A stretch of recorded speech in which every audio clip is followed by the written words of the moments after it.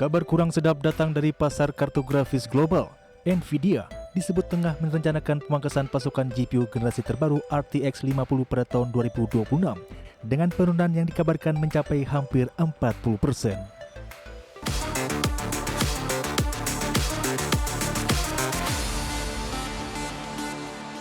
Kembali bersama kami, pemirsa. Pasar kartu grafis global terancam kembali bergejolak pada tahun 2026. Ya, Nvidia dikabarkan akan memangkas pasokan GPU RTX 50 hingga hampir 40% yang berpotensi memicu kelangkaan dan kenaikan harga di pasar konsumen.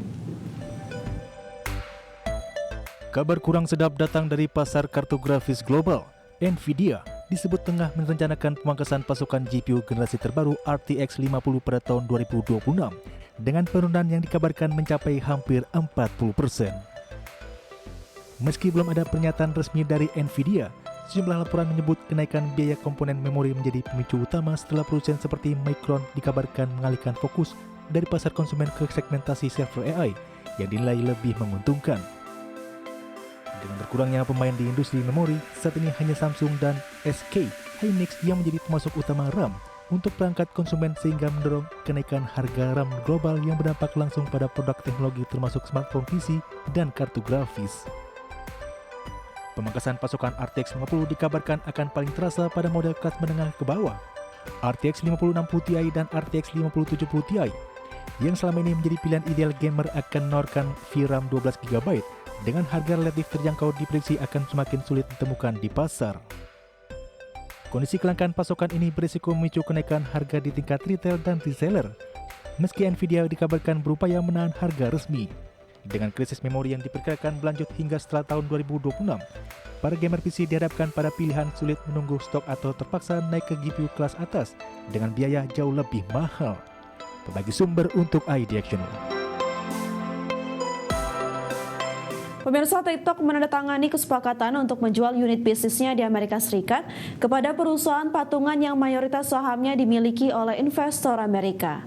Kesepakatan ini dilakukan untuk memenuhi ketentuan Undang-Undang Amerika Serikat terkait kepemilikan dan keamanan data.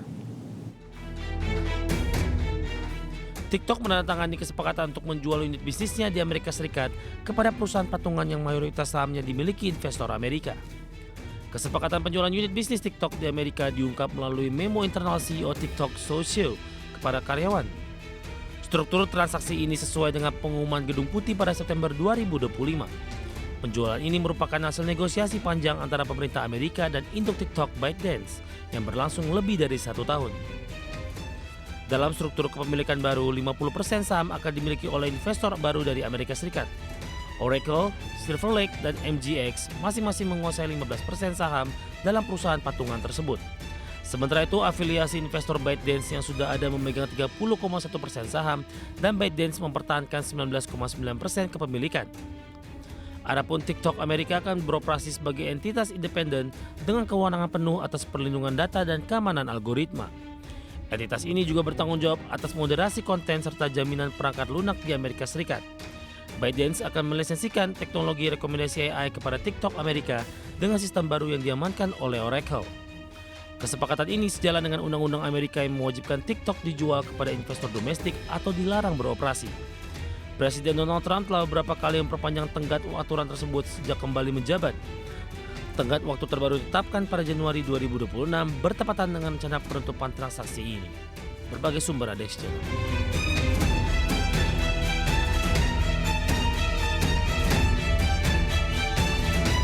YouTube memutuskan berhenti mengirimkan data pemutaran musik ke Billboard mulai Januari 2026. Langkah ini diambil karena sistem penghitungan tanggal lagu dinilai tidak adil dan merugikan penggemar serta artis. Platform berbagi video YouTube resmi mengumumkan akan menghentikan pengiriman data pemutaran musik ke Billboard. Kebijakan ini akan berlaku mulai 16 Januari 2026 dan menjadi titik balik dalam hubungan kedua pihak yang selama ini menjadi rujukan tanggal lagu global. Keputusan tersebut dipicu oleh sistem penghitungan Billboard yang memberikan bobot lebih besar pada layanan streaming berbayar. Menurut YouTube, metode ini sudah tidak relevan karena menggambarkan kontribusi miliaran penggemar yang mengakses musik melalui streaming berbasis iklan. YouTube menegaskan setiap pemutaran lagu memiliki nilai yang sama terlepas dari status langganan pengguna. Perusahaan menilai penggemar non-langganan juga memberikan kontribusi besar terhadap ekosistem musik digital termasuk pendapatan iklan bagi industri. YouTube menyebut keputusan ini diambil setelah melalui diskusi panjang dengan pihak Billboard. Namun hasil pembicaraan dinilai belum mencerminkan penghargaan yang adil bagi artis dan penggemar YouTube, sehingga putusan pengiriman data pun diambil. Meski menghentikan pengiriman data ke Billboard, YouTube menegaskan tetap berkomitmen mendorong tanggal lagu musik yang lebih adil dan inklusif. YouTube juga menyatakan masih membuka peluang untuk kembali bekerjasama dengan Billboard apabila terdapat kesepakatan baru yang menghargai setiap penggemar dan setiap pemutaran. Bagi sumber untuk IDX Channel.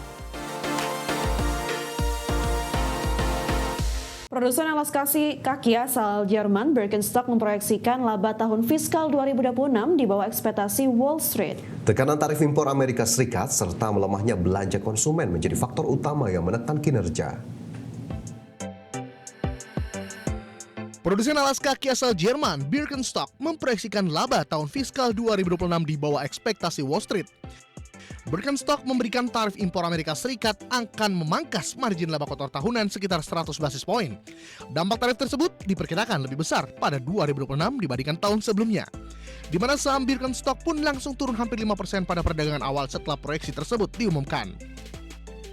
Perusahaan memproyeksikan margin laba kotor tahun fiskal 2026 berada di kisaran 57 hingga 57,5%. Angka ini turun dibandingkan margin 59,1% yang dicatatkan pada 2025. Sementara laba per saham yang disesuaikan diperkirakan berada di rentang 1,90 hingga 2,05 euro, lebih rendah dari ekspektasi pasar. Meski menghadapi tekanan eksternal, Birkenstock menilai fundamental bisnis tetap solid. Perusahaan terus memperluas jaringan retail dengan membuka 30 toko sepanjang tahun ini dan menargetkan 40 toko baru pada 2026. Strategi ini didukung peluncuran koleksi baru dan edisi musiman untuk menarik konsumen muda berpenghasilan tinggi. Berbagai sumber, IDX Channel.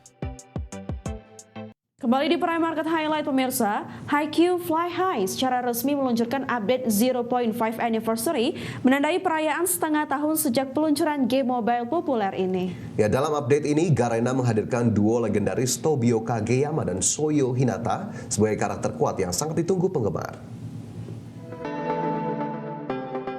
HiQ Fly High secara resmi meluncurkan update 0.5 Anniversary menandai perayaan setengah tahun sejak peluncuran game mobile populer ini.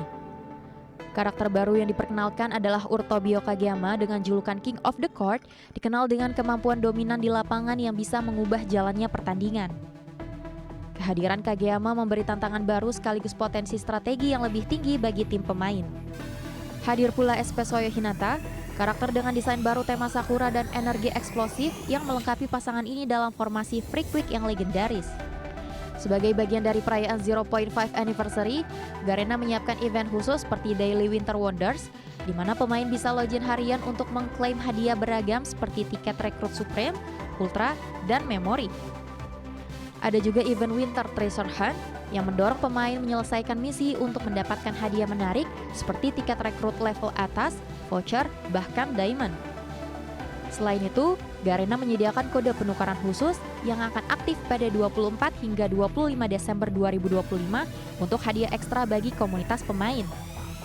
Dengan event spesial, hadiah login melimpah, dan kesempatan rekrut karakter eksklusif, pembaruan ini diharapkan menjaga engagement pemain selama musim perayaan akhir tahun. Kehadiran duo Freak Week juga memberikan kesempatan bagi pemain baru maupun veteran untuk mengeksplorasi meta permainan dengan strategi tim yang lebih dinamis. Garena menekankan bahwa event ini tersedia terbatas hingga akhir Desember, sehingga pemain dipersilahkan untuk aktif berpartisipasi sebelum periode berakhir. Berbagai sumber, IDX Channel.